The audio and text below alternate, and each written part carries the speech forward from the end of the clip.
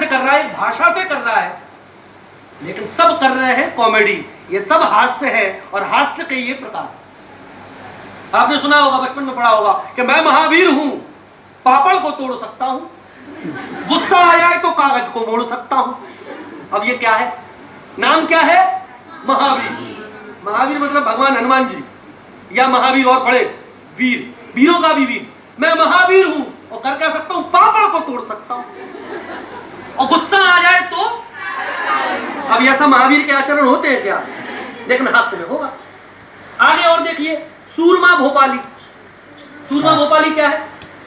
नाम क्या है उसका? भोपाल का सूरमा। और क्या कर रहा है? एक को पकड़ा मैंने इधर से, दूसरे को पकड़ा मैंने इधर से, और वो वहां से भाग लिया। अरे जाता रहे हो भैया, मैं तो आपको समझा रही था, है कि नहीं है? लेकिन उसका बॉडी लैंग्वेज जो सिंगल हड्डी से कहीं से लग रहा है कि वो सूरमा है। ये हास्य की निष्पत्ति। जहां आप ऐसी क्रियाएं करें, आचरण करें, जहां से हास्य की निष्पत्ति हो, वो हास्य रस है। इसमें आप ये सारा लिख सकते हैं, कोई गलत नहीं है, पेपर में भी गलत नहीं है, लेकिन भाषा जो मैं समझा रहा हूं वो नहीं होगी, थोड़ी सी संस्कृत निष्ठ हो जाएगी। व्यक्ति, करेक्टर, चरित्र के अनुसार किए गए वार्तालाप, बाहरी परिवेश, उसका आचरण, उसकी बोलचाल या उसका पहनावा हास्य की निष्पत्ति करे, जो ऊल जलूल हो, जो एक पैरामीटर में ना हो, तो हम उसको हास्य की निष्पत्ति कहते हैं। अब अभी अगर मैं टिंड करा लूं और उधर में से टकले में वैसी 3 लाइनें निकल रही हैं, तो हंसी आएगी कि नहीं आएगी? अगर मैं भवे मुड़वा लूं तो हंसी आएगी कि नहीं आएगी? क्योंकि जो हमारा एक सिंक्रोनाइजेशन है, अगर सोचिए किसी की भी भवे ना हो, इस संसार में किसी की भवे ना हो, सबकी भवे साफ है, तो हंसी आएगी क्या? नहीं आएगी। कैसी बातें कर रहे हो? क्योंकि भवे आपने बचपन से देखी नहीं। एक व्यक्ति आया जिसकी पूंछ आ जाए अभी, तो आप लोग हंसोगे कि नहीं हंसोगे? क्यों हंसोगे? क्योंकि वो हमसे बिरले है। केले पे एक व्यक्ति फिसल के गिर जाता, हम उसके हंसने का कारण क्या है? वो तो गिरा है बेचारा, वो तो गिरा है, उसको चोट लगी, हम हंस रहे हैं। क्यों? देखिए हाथ से कहां है, लेकिन जब वो गिर रहा है ना, वो किस एंगल से गिरेगा, किस ढंग से गिरेगा, ये उसको भी नहीं पता। तो जो गिरने का जो एक पोस्चर होता है वो बहुत अनरैंडम होता है, जिसको देख के हमें हंसी आती है। अदरवाइज हमें बाद में होता है, अरे भाई लगी तो थी, हाँ साथ में हंसते रहो, अरे लग गई, बैठो। ऐसे ही करते हैं कि नहीं करते? बहरहाल हास्य रस वो है जहां पर आप चरित्र के, वातावरण, वेशभूषा, इनके आधार पर आप हास्य की निष्पत्ति। क्लियर? मैं आपको एक सेट परिभाषा दे रहा हूं पेपर के लिए, और वो आपके सब रसों में आएगी।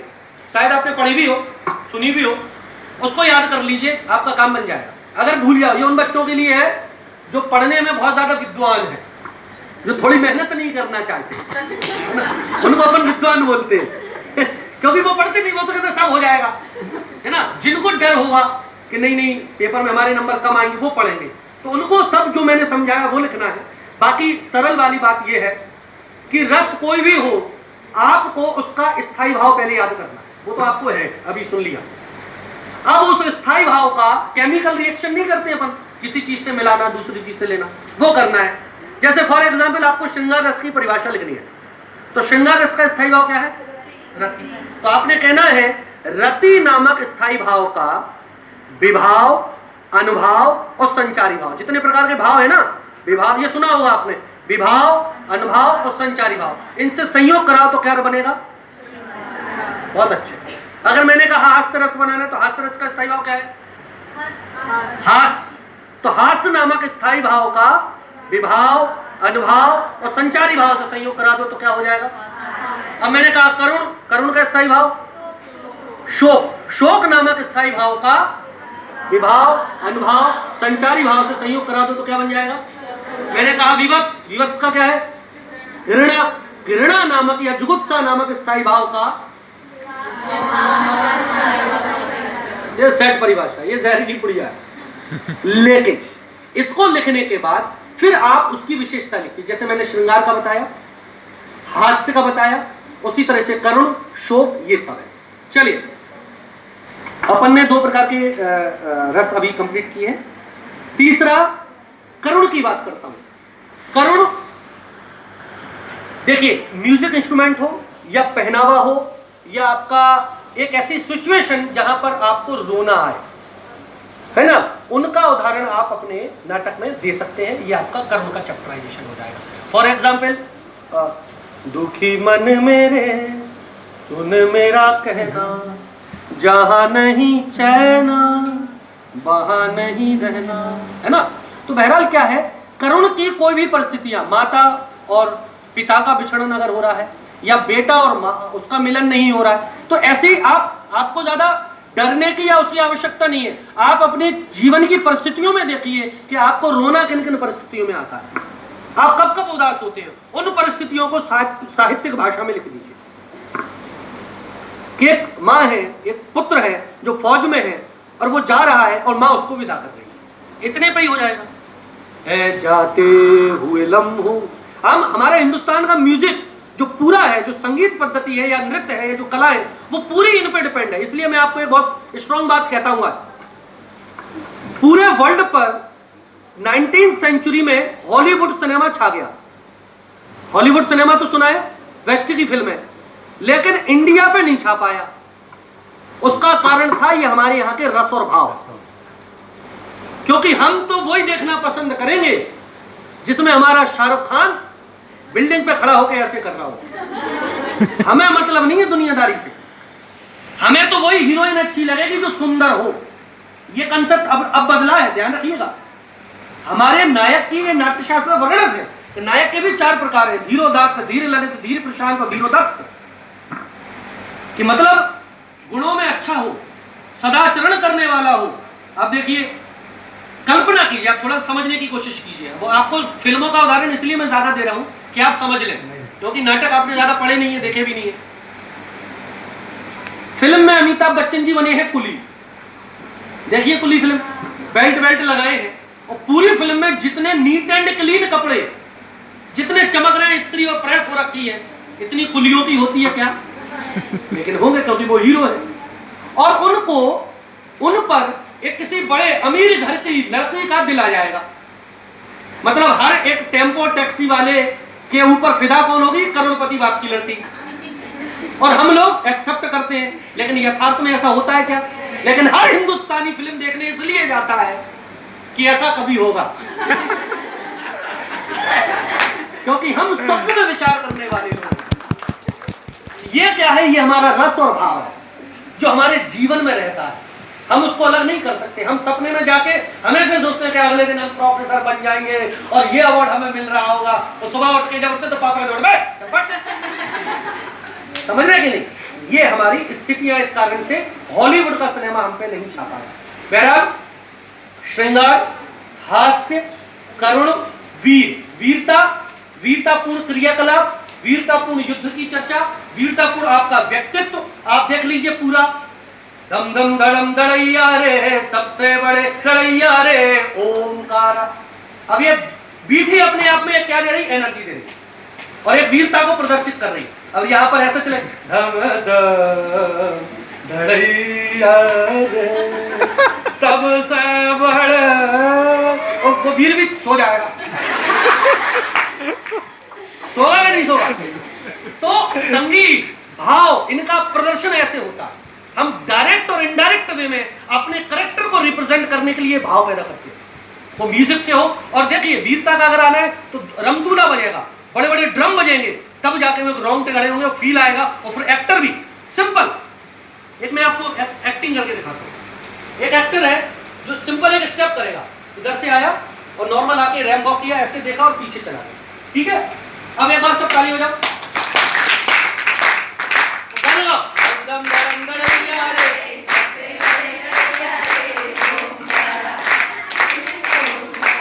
हो गया? बदल गया कि नहीं? सिंपल बदला कि नहीं?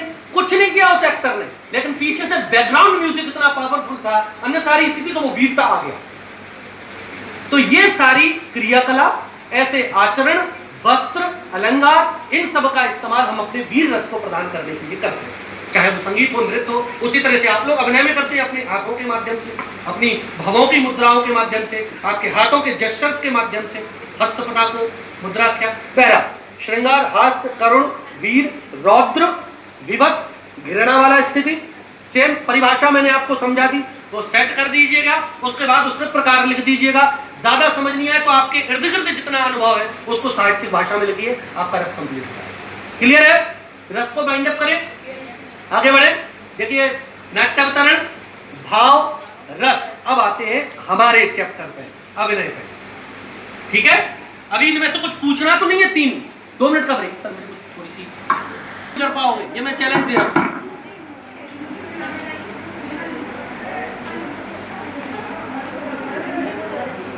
सुनिए, जब बच्चा जन्म लेता है और उसको भूख लगी हो या उसको प्यास लगी हो तो वो क्या करता है? रोता है। क्यों? बोल नहीं पाता इसलिए रोता है। रोता काय के लिए? मांगने के लिए, मतलब अपनी बात को कहने के लिए वो रो रहा है। ऐसे ही है कि नहीं? जो गूंगा व्यक्ति है अगर वो बोल नहीं पाता है तो क्या करता है? इशारों से करता है। अगर कोई सुन नहीं पाता है तो इशारों से। अगर कोई इशारे कर लेता है, बोल लेता है तो बोलकर बुलाएगा। तो अभिनय क्या है? लिखिए, अभिनय लिख लिया। अभिनय 2 शब्दों के, 2 अक्षरों के सम्मिश्रण से है। उसमें है अभि और प्लस नय। अभि का अर्थ होता है, ध्यान रखिएगा, इसके अर्थ में ही इसका परिभाषा है। अभि का अर्थ है की ओर। अभि का अर्थ क्या है? की ओर। लिख लीजिए, अभि का अर्थ है की ओर। और नय का मतलब होता है ले जाना, ले जाने वाला। मतलब ऐसे कलिए 3 चीजों से बना है। अभि उपसर्ग, नी धातु और यच प्रत्यय। संस्कृत का जो हम पढ़ते हैं ना ग्रामर पूरा, रामः रामौ रामः रामम रामौ रामान, ये सब उसको मिला के तो अभी उपसर्ग है। उपसर्ग समझते हो? उपसर्ग समझते हैं सभी के नहीं? क्या होता है? पीछे वाले बच्चे सब समझ रहे हैं मेरी बात? उपसर्ग क्या होता है? किसी अक्षर के आने वाला जो आगे का अक्षर होता है ना, वो अक्षर। जैसे अभी, नी धातु और यच प्रत्यय है। अभी का अर्थ है की ओर और नय का अर्थ है ले जाने वाला। अब देखिए, अब सब भूल जाओ ये सब, ध्यान रखिए। अभिनय को बहुत सरल कहूं और बहुत सरल शब्दों में समझाऊं तो अभिनय का शब्द होता है, अभिनय का अर्थ होता है कम्युनिकेशन, संचार, बात को कहना। अब देखो, मैं यहां पे पढ़ा रहा हूं, क्या कर रहा हूं? पीछे वाले बताओ क्या कर रहा हूं? और तुम सब क्या कर रहे हो? और अगर मैं पढ़ाना तो जानता हूं, मेरे पास बहुत ज्ञान है, लेकिन मैं अपनी बात को रख ना पाऊं, बोल के नहीं रख पाऊं, गीत सुना के नहीं रख पाऊं, मेरे हाथ पांव ना चलो, मैं खड़े खड़े बोलूं। रस पढ़ लेते हैं, रस तो ऐसा होता है, रस में 3 रस होते हैं और 3 रस होके चले जाते हैं, पढ़ लीजिएगा, ठीक है, जय श्री राम। बात तो समझ आएगा कुछ की नहीं? तो अभिनय का सीधा सीधा कंसेप्ट होता है अपनी बात को पावरफुल तरीके से, सशक्त माध्यम से आप तक बस। और करता कौन है? एक्टर। क्लियर है मेरी बात? एक और उदाहरण, एक टेलीफोन और दूसरा टेलीफोन, दोनों मोबाइल है। एक बात बोल रहा है, दूसरा बात सुन रहा है। मैंने बोला हेलो और वहां पे बात सुनाई दी पोलो, तो बात स्पष्ट नहीं हुई। किस कारण से नहीं हुई? नेटवर्क के कारण या और कोई प्रॉब्लम के कारण, या सामने वाला काना बैठा, बहरा बैठा हुआ है। बात यही है, अगर अभिनेता स्ट्रांग होगा तो आपकी बात पावरफुल ढंग से दर्शकों तक जाएगी, और अभिनेता नेटवर्क कमजोर होगा तो नहीं जाएगी। उसके लिए दोनों चीजें चाहिए, जियो की सिम भी चाहिए और नेटवर्क भी चाहिए, मतलब ज्ञान भी चाहिए और नेटवर्क भेजने की शक्ति भी चाहिए। मेरे पास भेजने की शक्ति तो बहुत है, बहुत अच्छा बोलता हूँ, बहुत अच्छा वक्ता है, उच्चारण बहुत सही है, आवाज का नियंत्रण है, लेकिन है कुछ नहीं, मसाला बिल्कुल खाली है, तो संभव है क्या? नहीं होगा। तो एक्टर के पास पटकथा भी प्रॉपर चाहिए और उसके बाद भेजने का पावर भी चाहिए। चलिए, अभिनय की परिभाषा है नाट्य शास्त्र, ये तो हमने समझी सामान्य। अभिनय का अर्थ क्या हुआ? सिंपल बोलो, क्या हुआ? कम्युनिकेशन। वेरी नाइस, एक बार ताली हो जाए अपने लिए। कम्युनिकेशन कहाँ होता है? ट्रैफिक पुलिस वाले को देखा है? देखा है कि नहीं देखा है? वो ऐसे करता है, ऐसे ही करता है। इसका मतलब रुको, रुको और आ जाओ, और इसका उल्टा हाथ तो आ जाओ, आ जाओ, रुक जाओ। मिल जाएगी गाड़ी के नहीं? मतलब ध्यान रखिएगा, दो चीजें सीखने को मिल रही है। जो पुलिस वाला है, जो वो समझा रहा है, उसकी बात से वो ऑडियंस भी परिचित है कि इसका अर्थ होता है रुकना। समझना मेरी बात की नहीं? अगर इनको मालूम ना हो कि इसका अर्थ रुकना तो सामने गाड़ी बढ़ा ही देगा, है कि नहीं? मतलब ऑडियंस एंड एक्टर दोनों ट्रेंड है उस आर्ट के लिए। अगर आपकी मुद्राएं हिरण की हैं, हस्तपटाको है और आप भंवर बना रहे हैं और इन सबसे दर्शक परिचित है, तभी तो वो आनंद लेगा। नहीं तो आप हिरण की कर दो, खरगोश की कर दो, हमें तो सब बराबर लगेगा। तो दर्शकों के भी दो स्तर हैं, एक विद्वान स्तर, एक ओछा स्तर। तो जो परिष्कृत और परिभाषित जो कलाएं होती है उसके लिए दर्शक भी ट्रेंड चाहिए। जैसे ट्रैफिक पुलिस वाला सिंपल उदाहरण है और अपन जीवन में करते हैं। आंगिक अभिनय, आओ जाओ, मारूंगा, बहुत अच्छे, वेल डन, ये मुद्राएं नहीं है क्या? यही तो मुद्राएं हैं। दीपक, ऐसे हैंडशेक करना, वाह वेरी नाइस ना, ये लेके ये कर लिया, करते कि नहीं करते? मुद्राएं तो है। क्या हुआ? हिंदुस्तान में संस्कृत बोलचाल की भाषा थी, संस्कृत लोग पढ़ते थे, लेकिन संस्कृत भाषा अप्रचलित हो गई, बोलचाल की नहीं रही। जब संस्कृत भाषा ही नहीं रही तो संस्कृत भाषा में होने वाले नाटक बचेंगे क्या? सब चला गया। इसलिए आज कठिन लगने लगी, लेकिन जाने अनजाने हम मुद्राओं का प्रयोग करते हैं, हम अभिनय का प्रयोग करते हैं। और ये सब मुद्राएं, बोलना, डायलॉग, संवाद, सब क्या है? अभिनय। क्या है? अभिनय। तो अभिनय को हम सामान्य रूप से क्या कहते हैं? कम्युनिकेशन। क्या मतलब? संचार। जोर से बोलिए। अब नाट्यशास्त्र के अनुसार अभिनय क्या है? अभी का अर्थ किसकी ओर? दर्शकों की ओर। किसकी ओर? और नए का अर्थ क्या? ले जाना। क्या ले जाना? क्या ले जाना? कोई भी विषय ले जाओगे, या कोई कहानी ले जाओगे, या कुछ बात ले जाओगे। अगर आपका विषय नाटक का है भ्रूण हत्या, तो भ्रूण हत्या का विषय ले जाओगे, या आपका विषय है कुष्ठ रोग तो कुष्ठ का ले जाओगे, या आपका है रामायण की कथा तो राम का विषय ले जाओगे। तो किसकी ओर ले जाने वाला? दर्शकों की ओर। और कौन ले जाता है? वो कौन है? क्या नाम है मेरा? एक्टिंग कितने प्रकार से होती है? 4। एक्टर के पास 4 चीजें होनी चाहिए, वैसे 3 होनी चाहिए सरल। पहले देखिए, मैं अपनी एक्टिंग किन किन आधार पर करूंगा। एक तो मेरे पास क्या है? ये हाथ है। क्या है ये? तो मैं जितना पढ़ा रहा हूं, लिखा रहा हूं, ऐसे ऐसे समझा रहा हूं, ये सब क्रियाएं कर रहा हूं, ये क्या है? इनको क्या बोलेंगे? शरीर। मुद्राएं तो बहुत बात की, मतलब शरीर हो गया कि नहीं? तो बॉडी, बॉडी। दूसरा क्या मैं बोल रहा हूं? कहां से आ रही? गले से आवाज आ रही। अगर मेरे पास गले की आवाज ना हो, साउंड ना हो, शब्द ना हो, तो बात क्लियर होगी क्या? नहीं, नहीं। मैं कह रहा हूं, एक मैंने एक मुद्रा दी, दूसरा मैंने कहा बहुत अच्छे, अब इसमें बहुत अच्छे आ गया, है ना। और तीसरा मैंने थोड़ा सा और इंटेलिजेंट लगा दिया, क्योंकि नौटंकी शैली में प्ले था और थोड़ा सा गीतात्मकता लय है। बहुत अच्छे, बहुत अच्छे कर दिया कि नहीं? तो तीनों चीजें मिक्स हो गई, बॉडी, वॉइस एंड माइंड। अगर मेरे पास ये चीजें कमजोर होंगी तो अभिनेता कमजोर है, और अगर अभिनेता कमजोर है तो मतलब उसका जियो का प्लान, नेटवर्क कमजोर है। और नेटवर्क अगर कमजोर है तो बात कम्युनिकेशन में होगी कि नहीं? नहीं होगी। सेम ट्रैफिक पुलिस वाला है जो आपकी बात को कम्युनिकेट कर रहा है, लेकिन दर्शक जो है वो उससे परिचित नहीं है, तो नहीं समझ पाएगा। जैसे बहरा दर्शक, आप नाटक तो कर रहे हैं शिल्पतिगारम या महाभारत या पुराण या बहुत अच्छा, लेकिन दर्शक उससे परिचित नहीं है, तो उसका उतना आनंद नहीं ले पाएगा जितना सामान्य नाटकों का लेगा। तो जो बड़े बड़े नाटक होते हैं उनके आनंद के लिए भी दर्शकों का ट्रेंड होना जरूरी होता है, परिचित होना जरूरी होता है। तो हमने बात की नाट्य शास्त्र के अनुसार अभिनय, अभिनीयते इति अभिनय। ये श्लोक है, लिख लीजिए एक बार, ये महत्वपूर्ण चीज है, ये जीवन में याद रख लेना।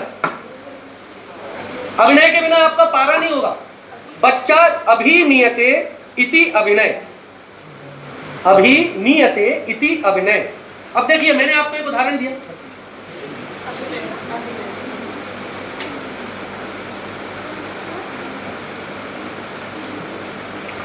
बच्चा जन्म लेता है, जन्म लेने के साथ ही वो अपनी बात को रखने के लिए, कम्युनिकेशन के लिए रोता है कि नहीं रोता है? वो अभिनय कर रहा है। जैसे ही वो थोड़ा बड़ा हो जाता है बिगड़ जाता है, मम्मी का लाड़ या पापा का लाड़ होता है। मार्केट गया और उसने एक खिलौना देखा और पापा से कहा पापा खिलौना चाहिए। पापा तो कई बार तेज होते, मम्मी थोड़ी सीधी होती है, तो मम्मी ने कहा नहीं मिला रहा, तो लौट जाएगा जमीन पे। वो अभिनय कर रहा है, वो हुक एंड क्रोक सामान लेने के लिए वो अभिनय कर रहा है, रोएगा चिल्लाएगा, क्योंकि मार्केट में अगर ऐसे लौटेगा तो बेइज्जती हो रही है। घर जाके मारूंगी तेरे को, समझ रहा तू, चाहिए मेरे को। तो अब वो बहरहाल जब बेइज्जती मम्मी को तो कहीं ले आओ दे दो, हुआ कि नहीं अभिनय? अब देखिए और देखिए अभिनय और कहाँ हो रहा है।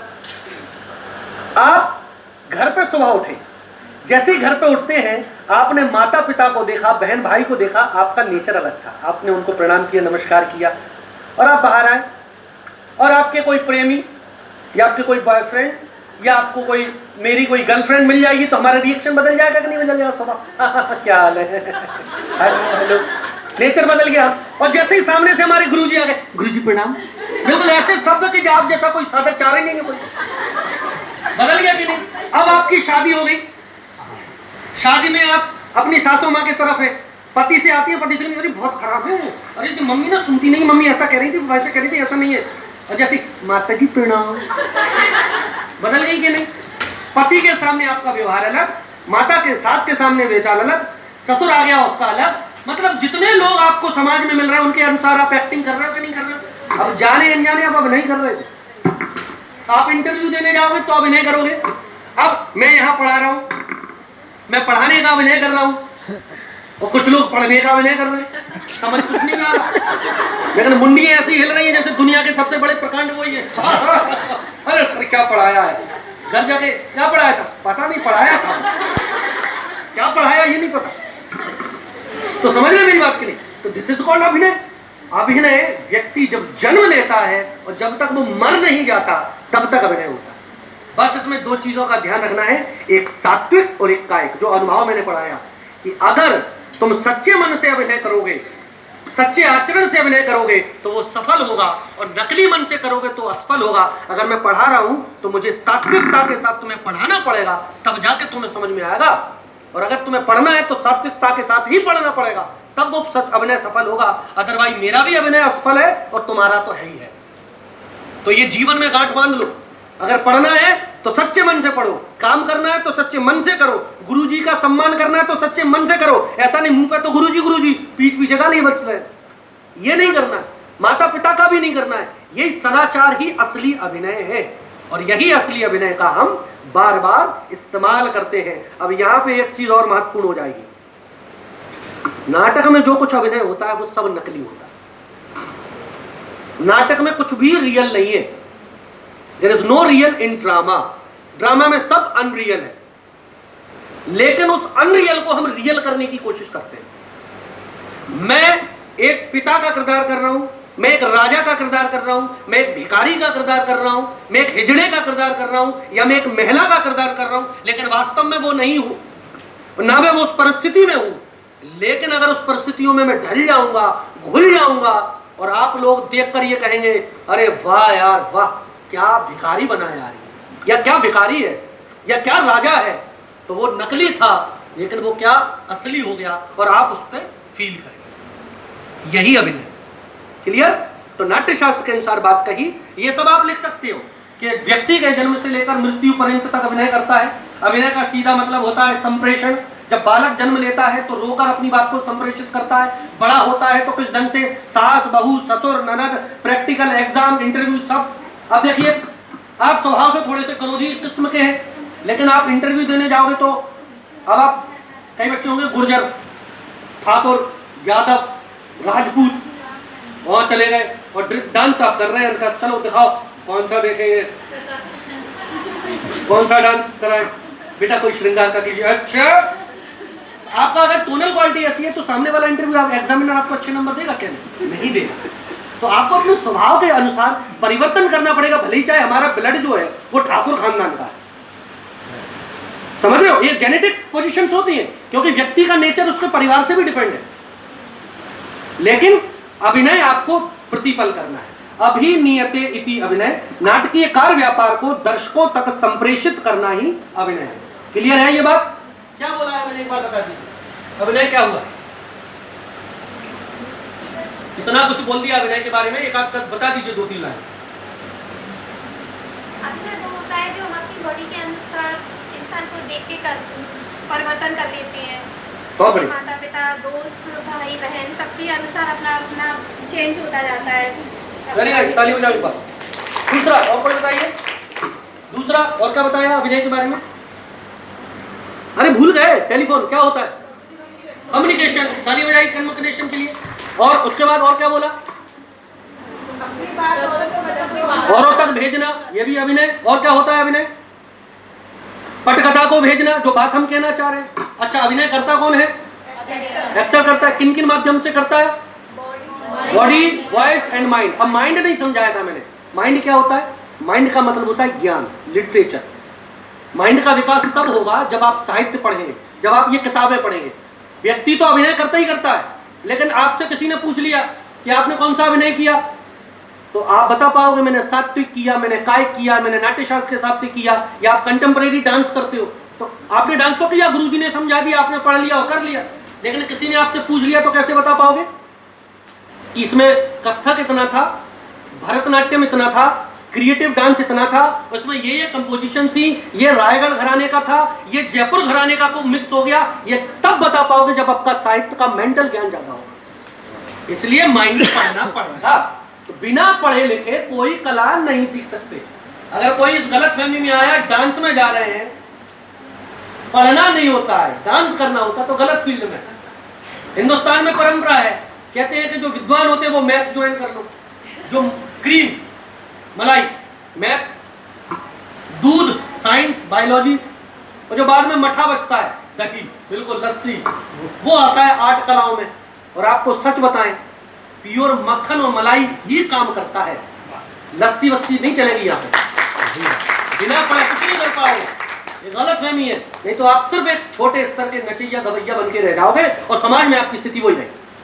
तो आपको बड़े लेवल का उच्च स्तरीय कलाकार बनना है। वही जाकिर हुसैन साहब है, वही हमारे और कोई साहब है, या और कोई कह रहे, वही है मास्टरी, वही हाथा उंगलियां उनके पास है और वही तबला उनके पास है।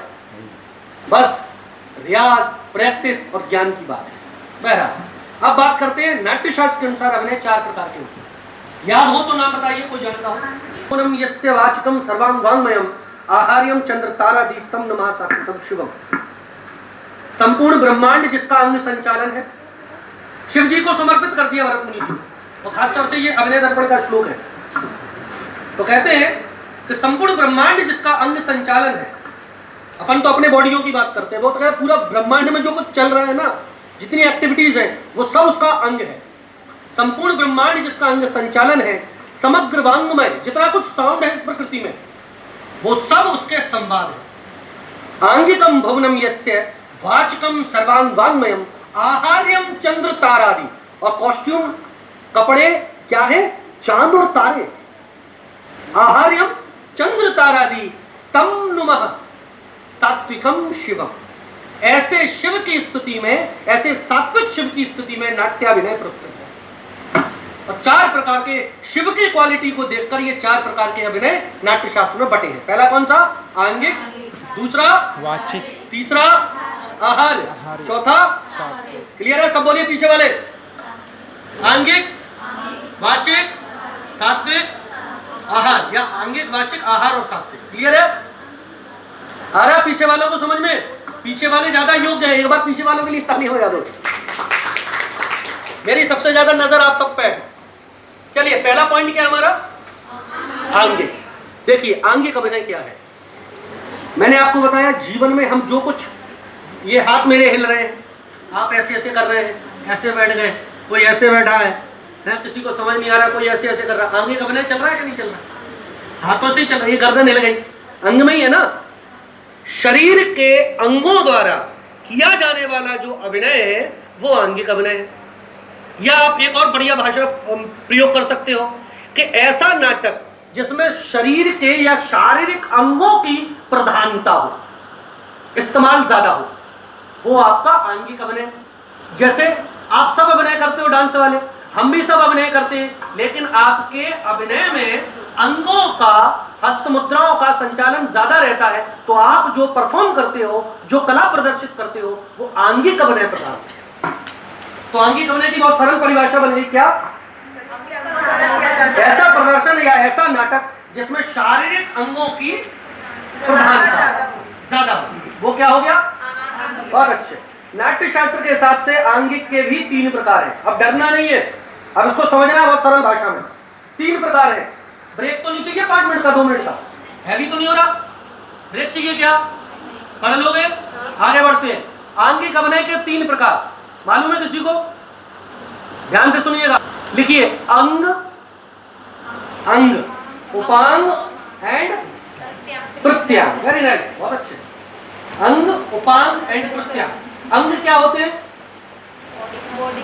कौन कौन से अंग में कौन कौन से आ रहे हैं? हाँ, चलिए लिखिए या ध्यान रखिए, लिख लीजिए, आपकी काम ही आएंगे, वैसे तो पढ़ेंगे आप। सिर, हस्त, पक्ष, पार्श्व, कटी और पैर, कमर, पैर, ये आपके अंग हैं। सिर, हस्त, पक्ष, पार्श्व, कटी और पैर, 6 प्रकार के। क्लियर? आंगिक अभिनय। आंगिक में अंग। दूसरा उपांग। उपांग को अपन मुखज भी बोलते हैं। मुखज, मुखज में क्या क्या है? आंख, नाक, भौं, अधर, कपोल और ठोड़ी, चिबुक। क्लियर? उपांग। और तीसरा है प्रत्यांग। प्रत्यांग में क्या है?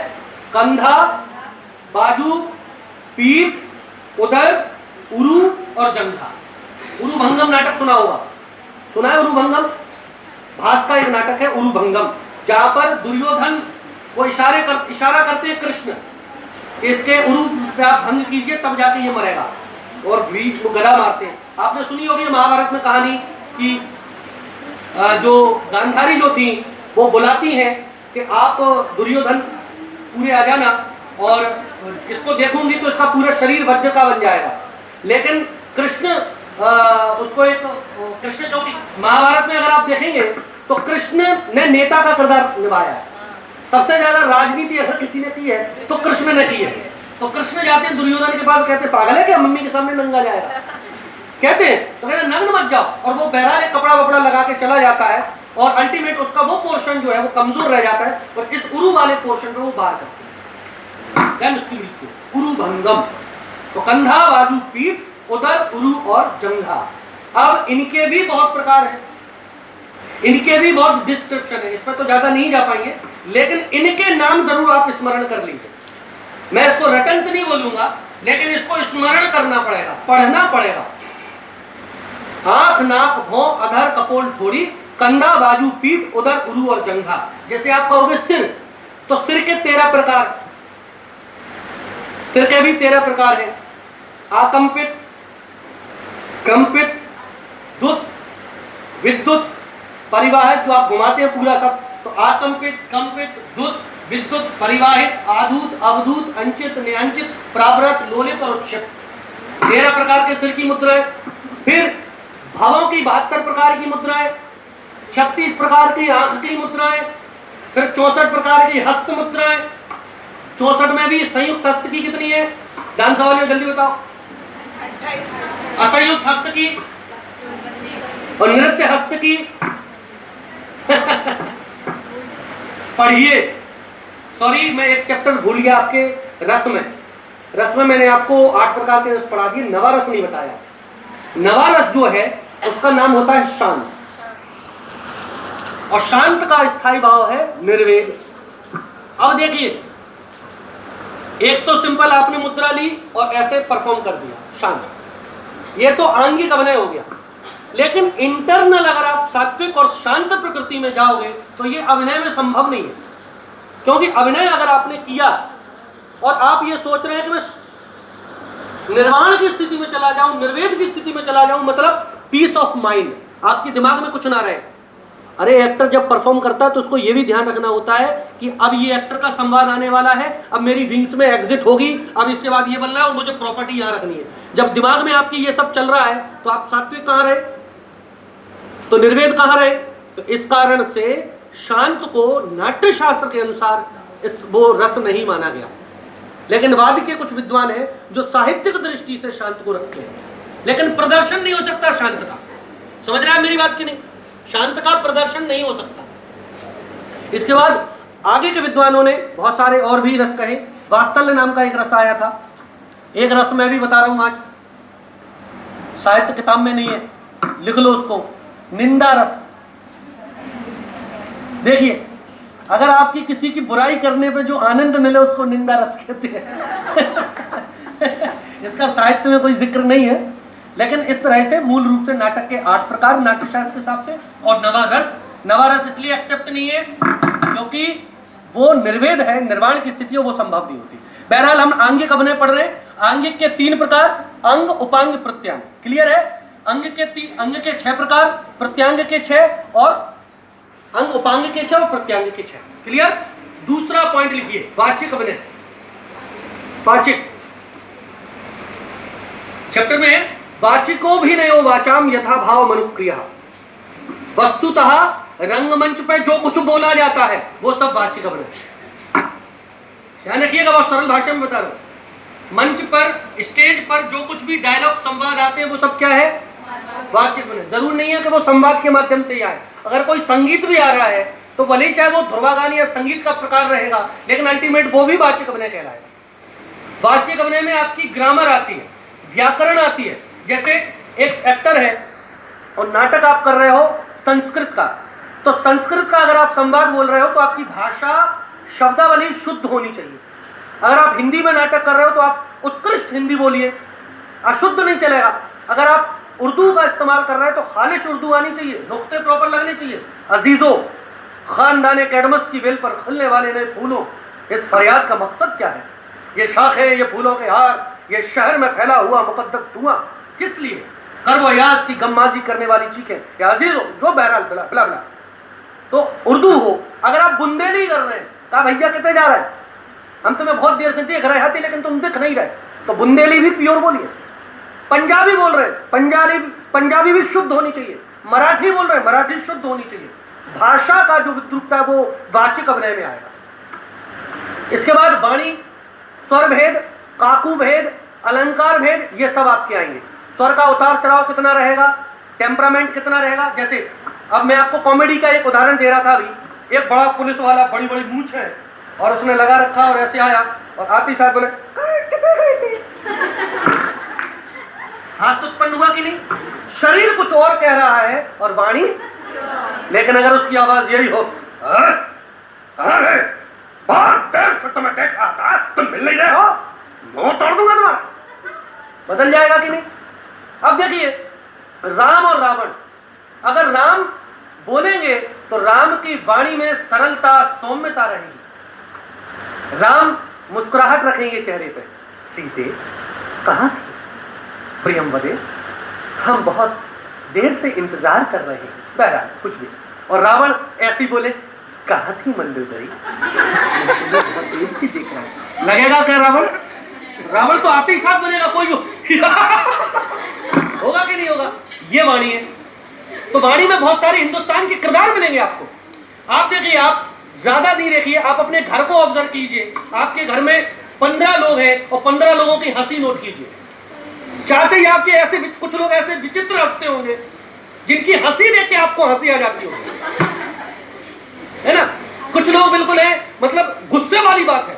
जैसे लखनऊ में आप देखिए, नवाबों का शहर जो है, गुस्सा भी बिल्कुल बड़े प्यार से करेंगे। अम्मा हम बताए रहे हैं, हम मारेंगे अम्मा तुमको बहुत, मतलब उसमें भी नजाकत के साथ बोल रहे हैं, है ना? और कुछ सरल वाला व्यक्ति है, गुरुजी है, सरलता से है, शांत स्वभाव तो कहेंगे, देखिए हम आपको समझा रहे हैं, हम आपको बहुत मारेंगे, आप समझते नहीं है, आप बहुत उद्दंड हो गए, हम आपको बहुत मारेंगे, इतने। और कोई उद्दंड टाइप का हो, नाना पाटेकर नोट कीजिए, देखा ना देखा, कौन हिंदू का कौन है कि नहीं है? ये चरित्र है, ये क्रियाकलाप है। इन्हीं क्रियाकलापों की जो वाणी का उद्घाटन है, दिस इज कॉल्ड वाणी या वाचिक अभिनय। लिख सकते हो? लिख लोगे भैया कि नहीं? मेरी प्यारी बहनों, लिख लोगे कि नहीं? Good, very nice. देन तीसरा आहर। ये वाणी के प्रकार लिख लीजिएगा। आपके काकू भेद, वर्ण भेद, अलंकार भेद, स्वर भेद और आपका व्याकरण, ये रहा। ठीक है, इनको आप बढ़िया परिभाषित करें। तीसरा महत्वपूर्ण चैप्टर, देखिए पढ़ना तो पड़ेगा, मैं तो करा के जाऊंगा, इसलिए थोड़ा सा, और मैं समझ रहा हूँ थोड़ा सा, लेकिन आधा घंटे में आपका सब समाप्त कर दूंगा, 15-15 मिनट के हिसाब से। थोड़ा सा चेतन रहिए, क्योंकि आपकी ये सब पेपर में आएगा, सिलेबस में आएगा, आप अच्छे से लिखोगे, नंबर अच्छे आएंगे, नंबर अच्छे आएंगे तो माता पिता खुश होंगे, माता पिता खुश होंगे तो मिठाई आएगी, तो उस मिठाई के लिए अच्छे से पढ़ो। बहरहाल